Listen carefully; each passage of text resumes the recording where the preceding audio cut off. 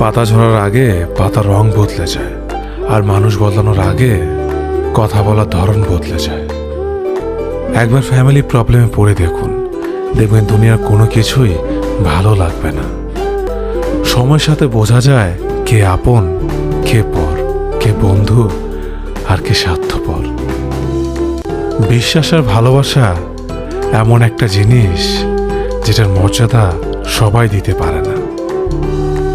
সততা একটি মূল্যবান গুণ, যে আপনি সস্তা লোকের কাছ থেকে কখনোই আশা করতে পারবেন না। ছোটবেলা শিখেছে, তুমি কখনো ক্ষতি না করলে কেউ তোমার ক্ষতি করবে না।